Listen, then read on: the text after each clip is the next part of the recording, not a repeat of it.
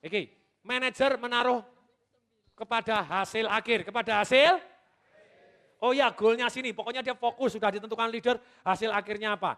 Leader menaruh mata ke masa depan, menaruh mata ke masa. Hasil akhir ini adalah salah satu dari gambar besar untuk kehidupan yang lebih baik. Untuk kehidupan yang lebih, makanya dalam hidup banyak orang, duit, lupa keluarga. Keluarga, lupa cari duit. Celaka betul Ibu.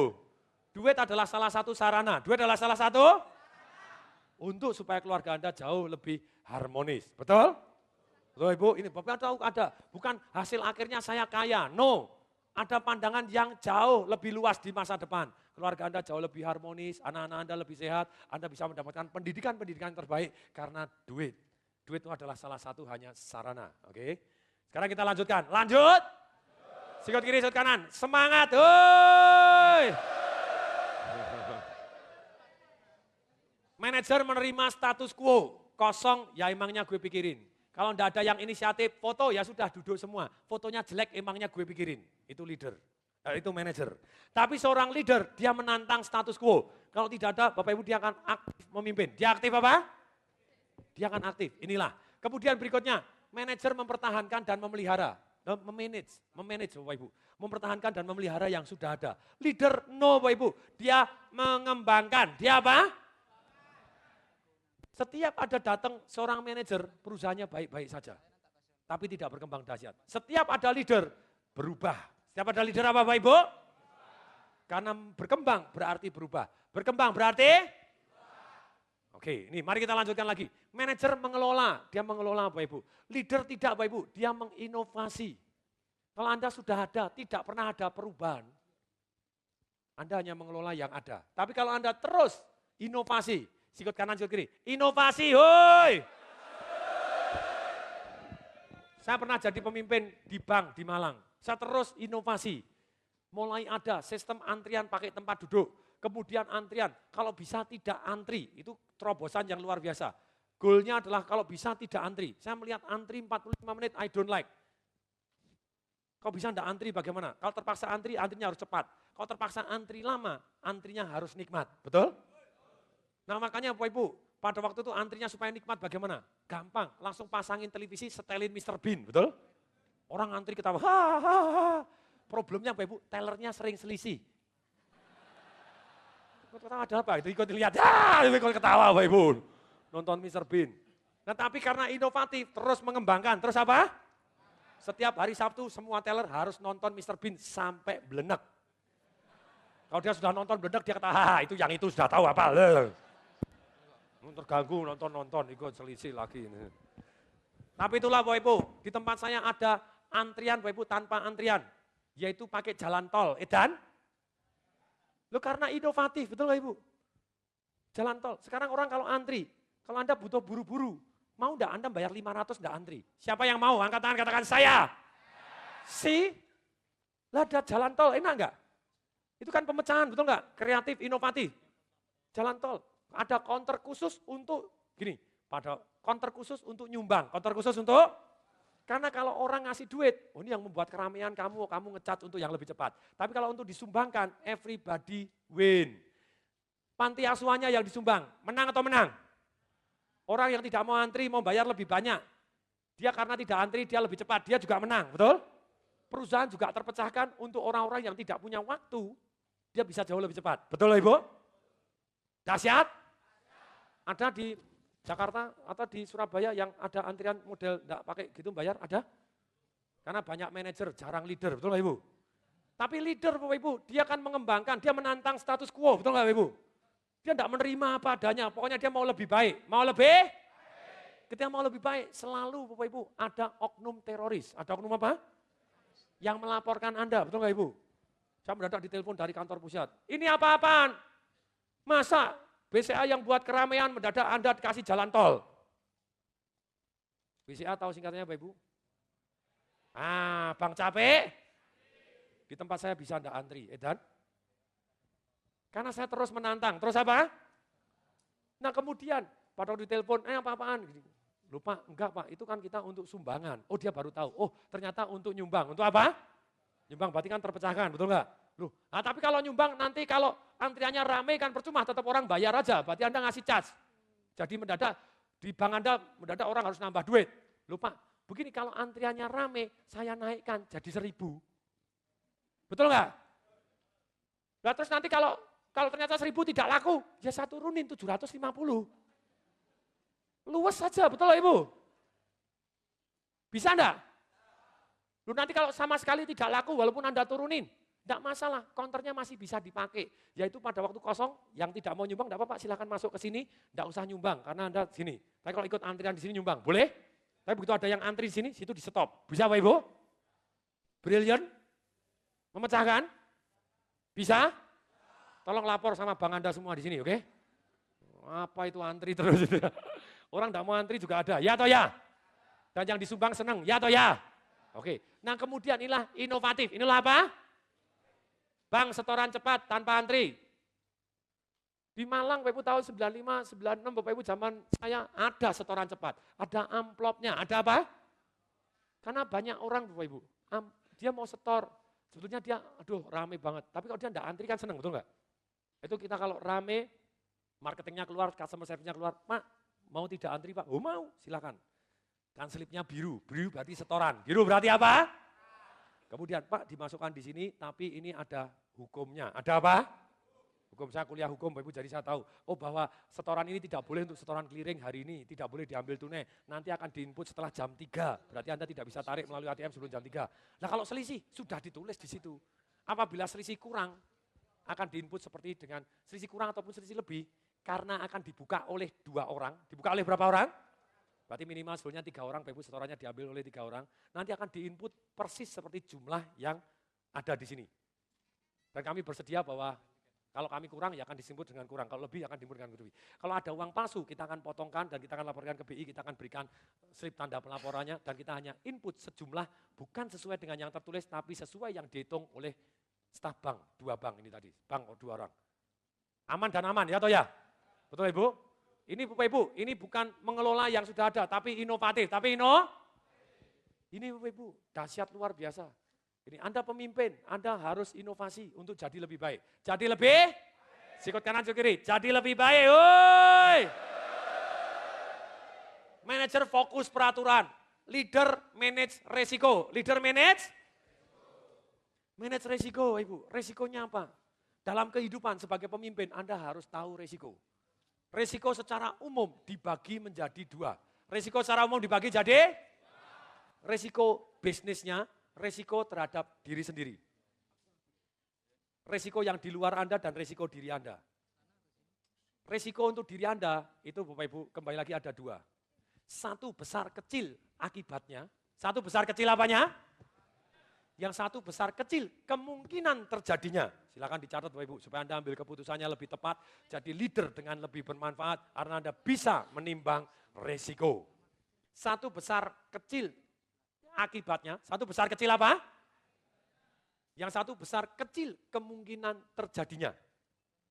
Kalau Anda tahu cara menimbang ini, Anda mulai cara berpikir leader dengan benar. Contohnya begini Bapak Ibu.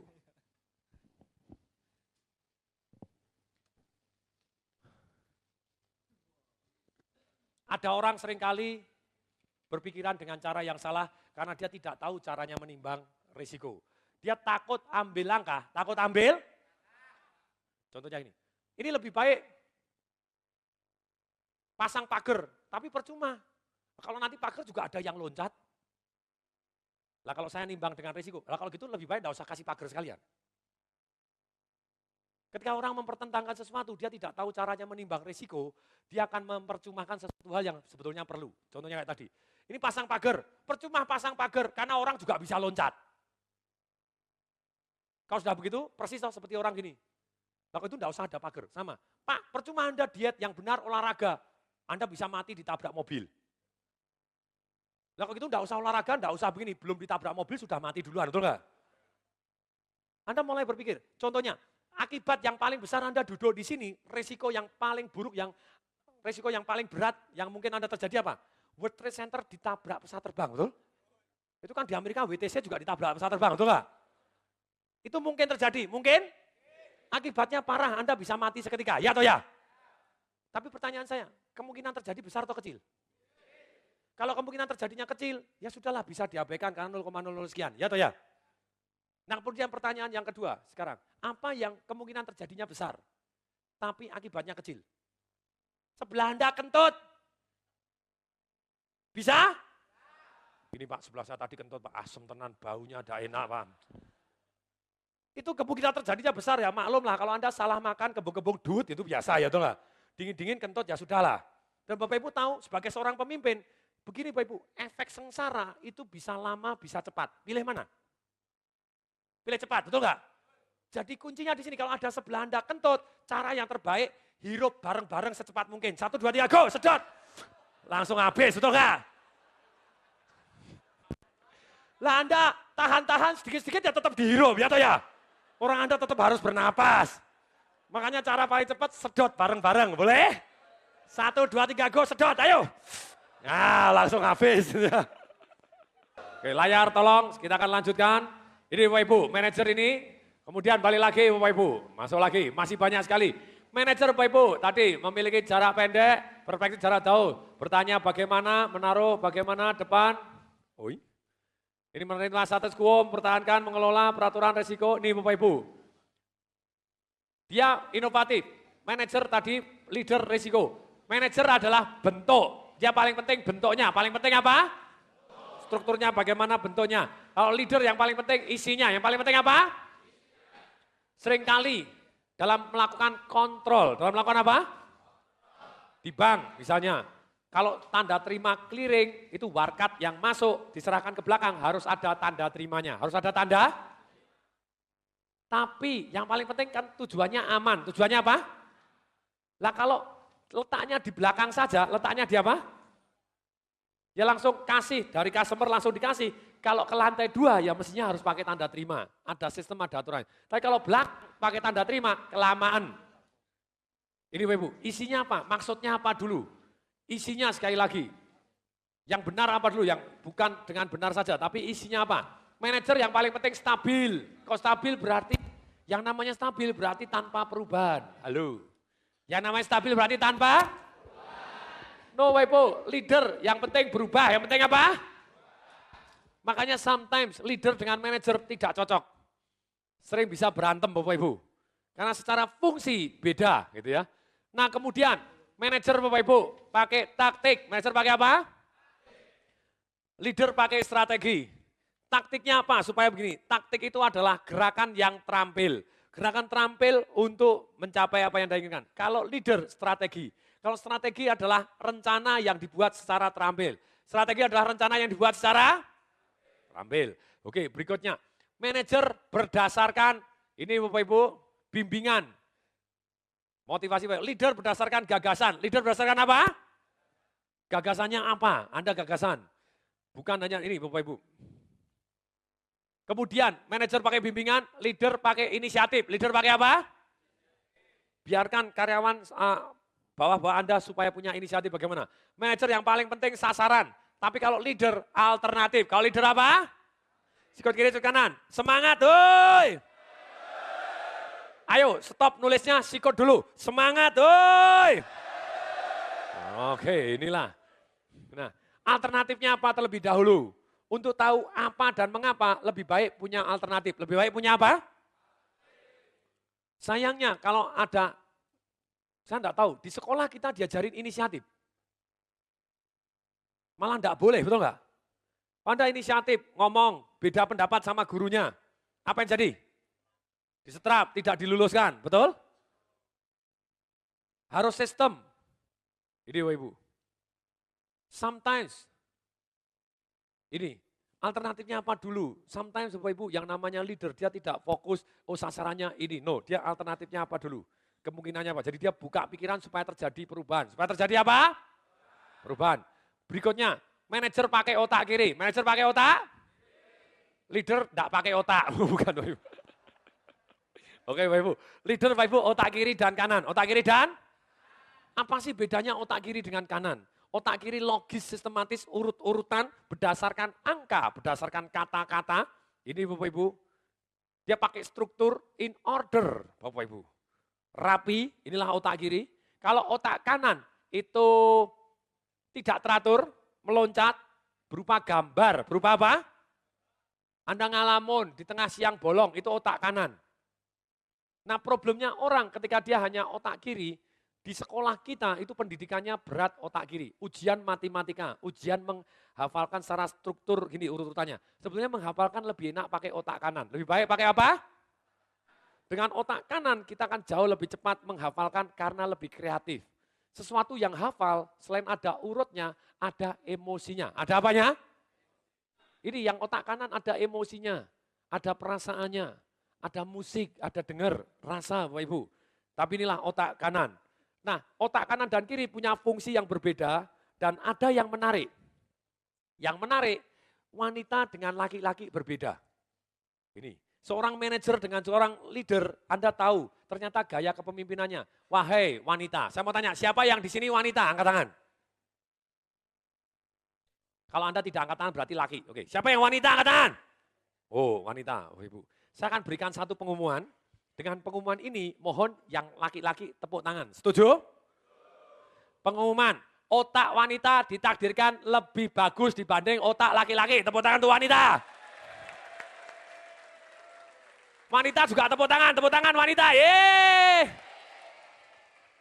Pada waktu lahir ceprot, otak wanita sambungan antar otak kanan yang namanya korpus kolosum, sambungan otak kanan dan otak kiri lebih banyak dibanding laki-laki.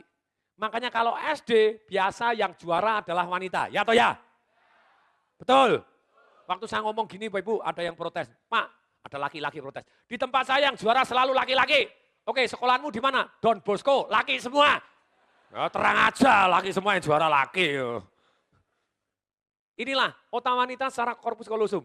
Hanya begini, Bapak Ibu harus tahu wanita dengan laki cara berpikirnya berbeda, ketika jadi manajer, jadi leader berbeda. Laki itu secara fungsi otak, kalau dia dikasih namanya elektroda, kalau dia dikasih soal, dia akan menggunakan satu bagian dari otaknya saja.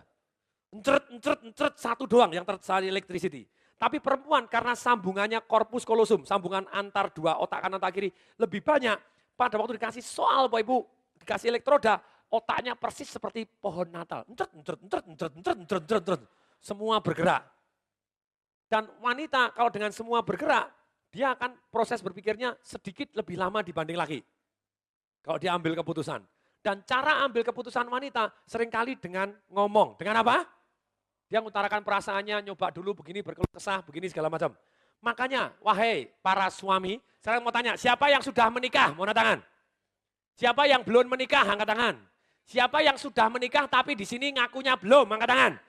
Oh ada juga, oh terima kasih, akhirnya ngaku juga. Makasih atas kejujuran Anda, makasih Pak. Ya. Oke. Nah, kalau sudah menikah, seringkali laki-laki tidak paham cara berpikir wanita. Pada waktu gini, yuk mau makan kemana? Laki-laki ngomong gitu, yang wanita kan ngomong mana? Terserah, betul? Betul nggak? Ketika yang perempuan ngomong terserah, yang laki ngomong oke. Dan kita akan makan di restoran Itali. Yang perempuan ngomong gimana? Jangan yang Itali, sudah bosen. Betul? Kemudian yang laki, ya sudah kalau enggak itu soto gubeng, ya soto lagi. Betul, yang perempuan ngomong begitu, betul? Itu proses berpikir, itu apa? Loh, lah soto gubeng, ya sudah terserah kamu ambil keputusan. Ya jangan gitu kan terserah kamu loh. Ya sudah kalau terserah aku makan pizza. Ya pizza kan enggak enak. Lah terus maumu apa? Ya kamu yang ambil putusan. Betul? Ini perempuan sama laki agak berbeda secara umum gitu ya. Secara umum. Kenapa? Perempuan ngomong seperti itu bukan berarti dia tidak ambil keputusan. Tapi kalau laki-laki Anda tahu caranya ambil keputusan wanita seperti itu, dia sedang sedang mempertimbangkan, betul nggak? Betul? Dia sedang mempertimbangkan segala banyak hal. Nah itulah proses berpikirnya. Nah kalau Anda ngimbangi, kalau Anda apa? Ngimbangi, wah Itali, oh iya aku juga, Itali juga sudah bosen loh gitu ya. Oke, soto gubeng, wah kok gini. Oh ya soto gubeng berarti begini. Anda ikut diskusi, itulah proses berpikirnya. Setelah dia capek sendiri perempuan, akhirnya ya ini cocok, bagus, dia terpuaskan, betul nggak? Laki itu Bapak Ibu ambil keputusan, tes satu jalanin. Kalau dia gini, kalau perempuan lain, kalau laki butuh satu yang namanya sampo, dia pergi ke mall, cari sampo, dia akan langsung fokus, betul nggak? Pergi ke mall, teng, teng, teng, teng, teng, cari sampo, ya. Dapat, yes, langsung pulang, ya. Langsung ke kasir, betul nggak Ibu? Betul? Kalau perempuan ajaib Bapak Ibu, beli sampo bisa, teng, teng, teng, teng, beli ini, teng, teng, teng, teng, beli itu, teng, teng, teng, teng, beli ini, beli itu. Betul? Pulang semua dibeli kecuali sampo, ya.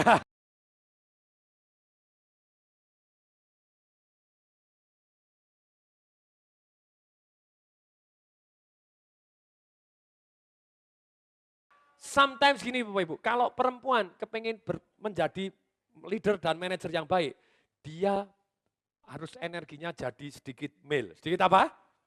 Misalnya tas jaya, gitu, tas ini. Tapi problemnya perempuan yang punya energi male di rumah lupa jadi wanita. Gini loh, Anda bisa memainkan peran. Anda bisa memainkan apa? Sometimes kalau perempuan berkeluh kesah, bukan berarti dia tidak bisa memimpin. Kalau di dalam kantor dia, wah lah ini gimana anak buahku tak suruh, enggak mau nurut atau gini. Bukan berarti dia tidak bisa ambil keputusan. Karena itulah cara berpikirnya wanita. Makanya seringkali kalau wanita, ini bosku perempuan, ini dasar perempuan gitu ya. Padahal itu cara berpikirnya.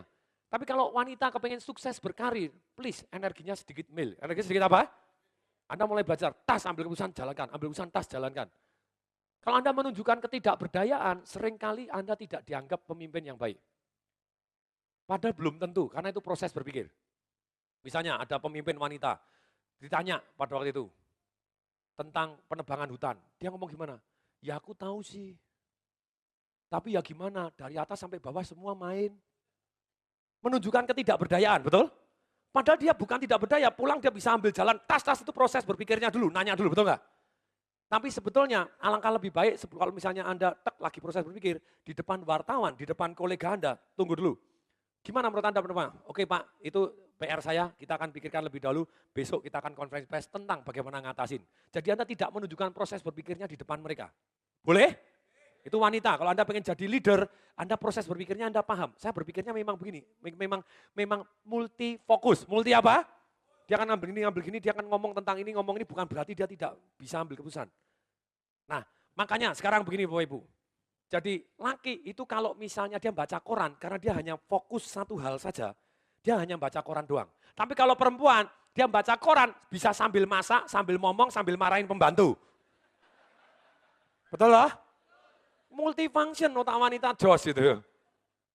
Dan wanita, Anda bisa jadi pemimpin yang sangat baik. Pemimpin yang sangat karena Anda leader, Anda bisa empati ke perasaan orang, Anda bisa begini. Hanya proses berpikirnya lebih baik disembunyikan. Kalau Anda ngomong ketidakberdayaan susah, padahal itu bukan berarti tidak berdaya. Dan gini, problemnya, wahai wanita, sekali lagi yang wanita angkat tangan. Survei membuktikan dari 50 top leader wanita di dunia, mulai Margaret Thatcher, kemudian Ratu Elizabeth, terus kemudian Oprah Winfrey, kemudian Fiona yang dari HP, Hewlett and Packard, Bapak Ibu, top leader yang wanita. Dari 50, ternyata 37 atau berarti 74% kalau bukan tidak menikah, single parent berarti cerai, atau suaminya tidak berkutik sama sekali, tidak kerja apapun. Why? Karena dia terbiasa memimpin, terbiasa apa? Kalau dia terbiasa memimpin, tas. Gini loh Bapak Ibu. Ini sengaja saya penting di sini, karena di sini banyak wanita yang seharusnya jadi pemimpin juga. Ya atau ya? Kalau Anda jadi pemimpin, please di rumah balik jadi wanita. Karena secara energi, secara apa? Saya mau kasih tahu, orang homo pun, orang apa? Laki sama laki, itu yang satu agak feminin, ya atau ya? Betul? Orang lesbi wanita sama wanita, yang satu agak maco, betul? Matrina Navratilova agak maco, betul nggak? Betul nggak? Kalau dia punya kumis, dipelintir kumisnya, betul nggak? Tapi itulah Bapak Ibu. Nah kalau sekarang Anda secantik apapun, seseksi apapun, kalau di rumah Anda bersifat sebagai laki-laki, kamu goblok tak kasih tahu, enggak tahu, hah? Nurut gitu kenapa sih? Dijamin seseksi apapun Anda, suami Anda tidak berselera, betul nggak? Lo laki lawan laki ya nanggar itu. Wahai wanita, karena saya ngajarin jadi pemimpin, betul nggak? Jebret Anda menginspirasikan Anda jadi pemimpin. Tapi di rumah, please balik jadi wanita, setuju?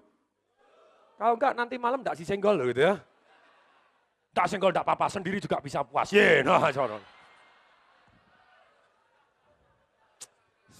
susah loh itu. Ini Anda harus belajar karena saya ngajarin bisnis, ngajarin marketing, ngajarin kalau perempuan sukses sometimes lupa jadi wanita, betul nggak? Betul? Lah terus caranya jadi wanita bagaimana? Kalau di rumah, gini loh, cara gini, sebetulnya wanita itu punya problem begini. Pak, kalau saya perkasa nanti jarang laki-laki yang mau, ya toh ya? Betul? Oh, tapi kalau saya kelemak-kelemek, wah nanti celaka, hidup saya tergantung sama suami. Betul, Anda tidak boleh kelemak-kelemek dalam arti ketika Anda harus ambil keputusan, Anda ambil keputusan. Problemnya wanita, begitu mulai masuk SMP, kenapa yang juara mulai banyak yang laki? Ya toh ya? Ketika SMA mulai banyak yang laki. Wanita terkungkung oleh satu yang namanya paradigma atau cara berpikir bahwa wanita harus lembut. Yes, kalau Anda dalam suami istri. Tapi kalau di dalam kantor, dalam ambil keputusan, tidak. Contohnya begini, kalau komputer saya ada masalah, saya bilang, oke, siapa yang mau membetulkan komputer saya? Plus minus 99% yang maju laki, ya atau ya? Apakah perempuan tidak bisa komputer? Bisa. Contohnya perempuan itu terkena harus itu tadi, harus tampil anggun. Jadi kalau naik mobil tunggu dibukain, kalau tidak dibukain tidak mau keluar. Apa buka sendiri tidak bisa toh? Terus kemudian kalau misalnya rumah makan tunggu kursinya ditarik dulu baru mau duduk, betul nggak? Nah kalau tidak pernah dipakai otaknya jadi tumpul, ya toh ya? Ini Anda mulai, kenapa kalau di SMP mulai berkurang karena wanita mulai kenal novel. Kita mulai baca novel, harus betul untuk menggoda suami Anda harus lembut, betul enggak? Lepek-lepek Anda enggak boleh. Nah, salah satu contoh, adik istri saya cantik luar biasa, pada waktu itu ada masanya dia punya pacar bintang film paling ganteng di Indonesia. You name it, sekarang bintang filmnya udah kawin, adik istri saya juga udah kawin. Tapi pada waktu dia pacaran ngapel ke tempat saya, wow keren gitu karena adik istri saya tidur di tempat saya. Pada waktu ngapel adik istri saya sering cerita begini, aku kok bingung toh, itu kadang tak ajak nonton mau, kadang enggak mau, kadang kok rasanya dingin. Oke, tes, caranya telepon bagaimana? Dia bilang, ya aku telepon, ini ada film bagus, nonton yuk. Kamu bisa enggak? Enggak bisa, enggak apa-apa. Itu laki-laki, mandiri sekali, betul nggak Ibu? Bisa enggak bisa, enggak apa-apa, betul nggak Ibu? Tapi Anda nadanya dirubah jadi perempuan, Bapak Ibu.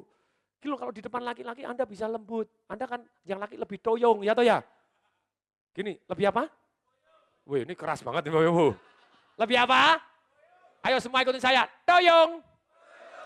Apa itu? Bola pokoknya toyong, lebih semangat itu ya. Ini kepemimpinan. Anda wanita, Anda bisa lembut dan tetap pemimpin yang laki. Caranya suaranya, pada waktu telepon Anda ngomong, pada waktu telepon ganti nada. Ini ada film ini loh, kamu sudah nonton belum? Oh belum, aku pengen nonton tapi aku takut sendirian. Yang laki, yes baby, wah langsung ya. Kamu ada waktu nggak? Ada, pasti ada, betul nggak? Karena kepengen melindungi, ya toh ya? That is. Nah sama otak wanita dengan otak laki-laki. Anda laki perempuan, tempatkan pada waktunya. Tempatkan pada ambil keputusan gini, sekarang Bapak Ibu, perempuan kalau lampunya mati, ada yang ganti lampu? Apakah tidak bisa? Bisa, tapi kenapa kok enggak ganti lampu? Karena takut ketok katoke.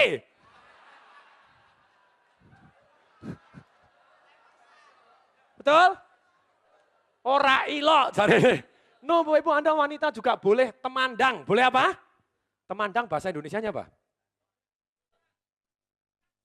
Anda melakukan, gini loh, kalau ada laki-laki Anda juga tolong lampunya dibetulin, betul nggak? Kalau enggak ada cincing celananya naik ke atas, betulin sendiri, boleh? Anda kan jauh lebih jos, ya toh ya?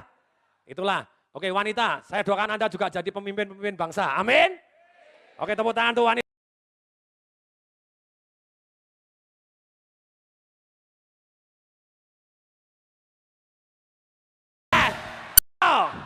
Sudah mulai tahu mainkan peran gitu ya. Di rumah agak kemayu dikit, Pak tolong. Istri saya pinter, kalau di kantor dia belum bisa tas. Tapi kalau di rumah Bapak Ibu, kemayu Bapak Ibu. Betul Bapak Ibu, dia beli tas, saya selalu boleh. Saya selalu apa? Kartu kredit terserah, dia limitnya terserah. Jaguar 3 digosok keluar Bapak Ibu. Berarti kan terserah, betul nggak Ibu? Terserah. Pada waktu itu Bapak Ibu, dia selalu telepon saya.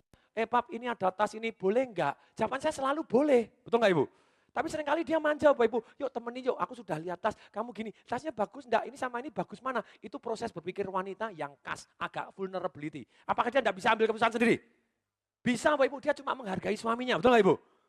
Jadi ketika saya bilang, oh ya ini lebih bagus. Oh, kemudian kadang saya jengkel juga, oh gitu aja enggak bisa milih. Tapi hati saya berbunga-bunga, oh butuh saya toh. Wah. Pinter malam, oh ye, betul nggak Ibu?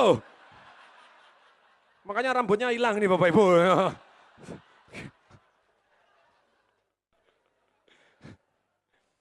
Oke, ini contohnya Bapak Ibu. Oke, mari kita bahas lagi. Manajer Bapak Ibu, sekali lagi. Manajer diangkat pakai surat. Manajer diangkat pakai leader karena bawahannya sepakat. Leader karena bawahannya apa?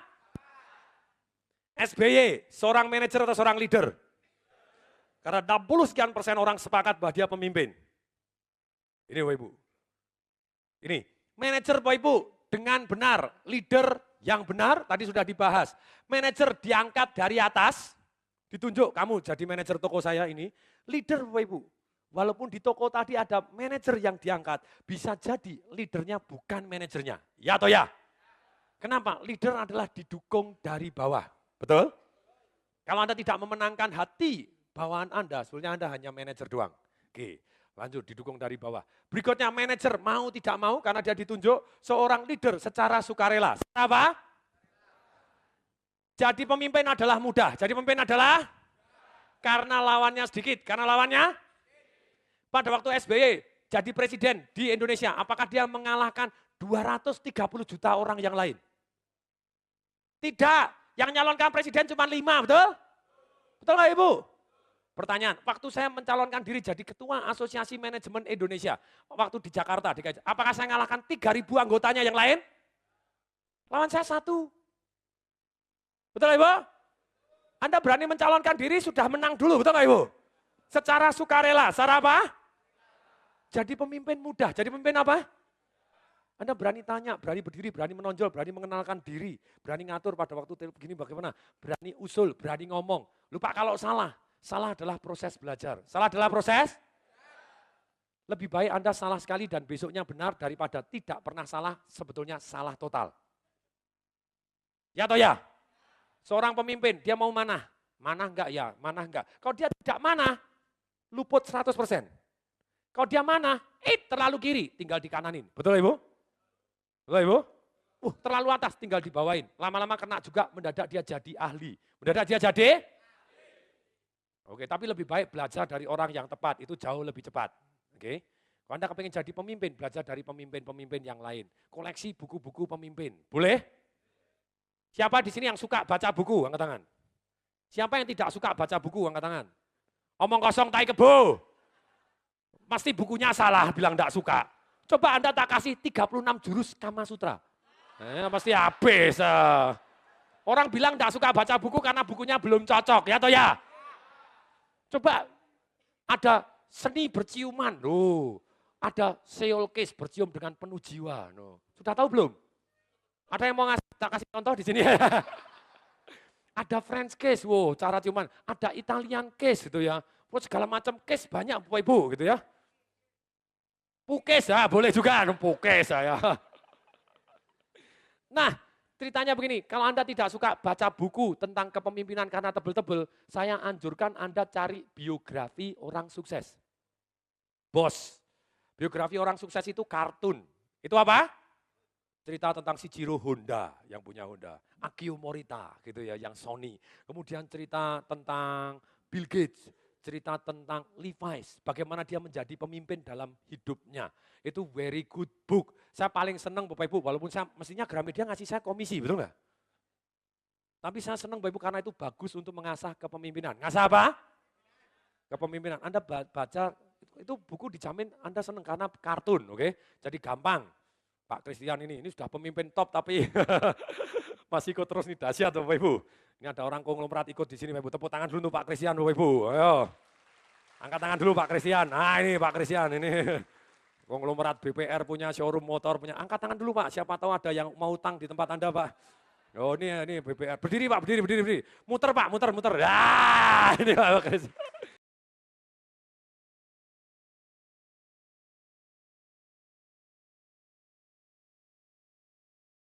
Dia pemimpin dahsyat. Pemimpin dahsyat terus mau belajar, ya atau ya? Betul lah Ibu? Oke, nanti Anda istirahat, pastikan hubungin dia. Siapa tahu dia mau buka cabang di Surabaya, BPR ataupun showroom ya Pak ya. Sudah ada belum Pak Surabaya? Belum, tapi di Jawa Tengah sudah berapa puluh Pak? BPR-nya sama showroom-nya total berapa Pak? 14, lumayan Bapak Ibu? Lumayan? Oke, nanti di Surabaya buka 6 Pak, ini ada yang mau berminat Pak, oke? Oke gitu ya. Oke, sekarang ini, sukarela, apa Bapak Ibu? Anda berkenalan sukarela. Nah kemudian, ini ada data statistik. Pemenang Nobel Fisika sejak tahun 1964, kalau nggak salah Bapak Ibu, sampai 2008 ini, dikatakan oleh Profesor Yohanes Surya, selalu adalah asisten dari pemenang Nobel Fisika sebelumnya. Dari statistik ini apa yang kita pelajarin? Kalau Anda kepengen jadi pemimpin yang dahsyat, belajarlah, dekat-dekatlah kepada pemimpin yang dahsyat. Ya atau ya? Betul? Ini terus Bapak Ibu, belajarlah. Dan untuk belajar berarti Anda harus bisa dipimpin. Berarti harus bisa dipimpin. Nah terus Bapak Ibu, ada yang pemimpin bagus, bergaullah dengan orang-orang yang sakti, Anda jadi sakti. Itu di agama apapun ada, Anda bergaul dengan orang yang salah, hasilnya. Kalau Anda pengen belajar leader, Anda bergaul dengan top-top leader yang lain. Dengan top-top leader yang lain. Lupa, kalau saya tidak sempat memimpin, tidak sempat apa? Manusia ada proses belajar. Secara umum, manusia Bapak Ibu umur 17 sampai 27 itu adalah masa belajar. Masa apa? Kalau Anda sudah mulai belajar memimpin di umur itu bagus. Tapi Pak sudah berlalu. Saya di mahasiswa saya ikut aktif di organisasi juga. Itu untuk mengasah kepemimpinan. Untuk mengasah apa? Dari ketua proyek ini, ketua ini. Nah kemudian umur 27 sampai umur 35, masa-masa belajar memimpin. Masa-masa belajar apa? Kalau Anda di perusahaan tidak bisa punya anak buah, cari di organisasi. Panitia Natalan, panitia Maulud Nabi, panitia untuk 17 Agustus, panitia apa, Anda calonkan diri secara sukarela. Secara apa?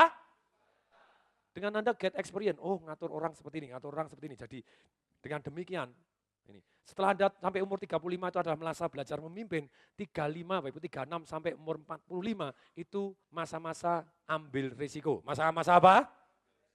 Baik, umur seperti itu ambil risiko. Kalau belum berhasil, masih cukup muda untuk mengulangi. Kalau sudah berhasil, cukup muda untuk menikmati. Mau nggak Bapak Ibu? Bapak Ibu kaya raya, tapi kaya rayanya pada waktu umur 89. Mau? Maulah, daripada tidak pernah. Loh, kalau 89 kan nambah 2 tahun lumayan lah itu ya. Daripada tidak pernah sama sekali. Tapi betul, kalau kita bisa 49 kenapa harus 89? Ya atau ya? Bisa 39 kenapa 49? Bisa 29 kenapa harus 49? Sekarang generasi Bapak Ibu dengan dunia internet. Dunia apa? Kemungkinan Anda jadi pemimpin dunia jauh lebih cepat. Kemungkinan Anda jadi sukses jauh lebih cepat sejak muda. Karena adanya internet. Karena adanya apa? Sikut kiri, sikut kanan. Adanya internet, woi. Ayo sikut sungguhan sampai agak gosong. Adanya internet, woi. Nah, ciri-ciri pulang seminar dari seminarnya Tong Desa Maringin, di sininya biru-biru.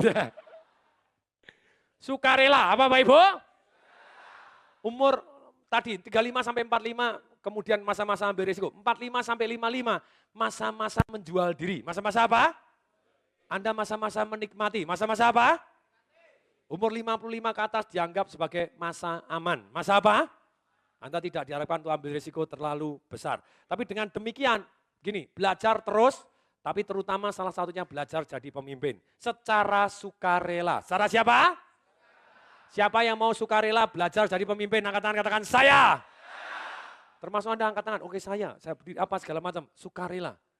Ketika Anda sukarela mengajukan, masih ingat? Jadi ketua muda, ikuti saya. Jadi ketua apa?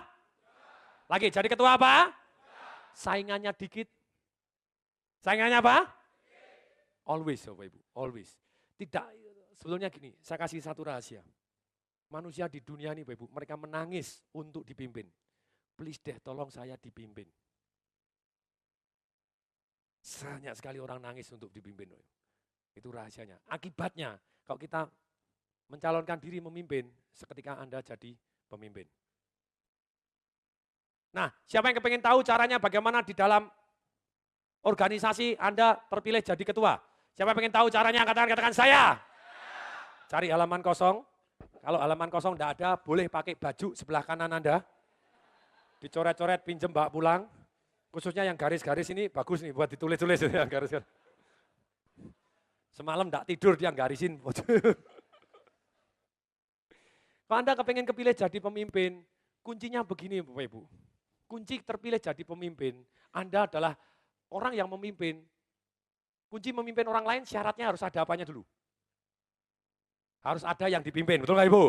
Kalau Anda ada yang dipimpin, Anda pergi sendiri tidak ada yang ikutin, itu namanya piknik. Piknik tidak ada yang ikutin. Pemimpin ada yang orang sukarela mengikutin. Kenapa orang sukarela mengikuti Anda? Kenapa orang sukarela nyoblos Anda paling banyak? Karena Anda punya pengaruh. Karena Anda punya apa? Pengaruh datangnya dari mana?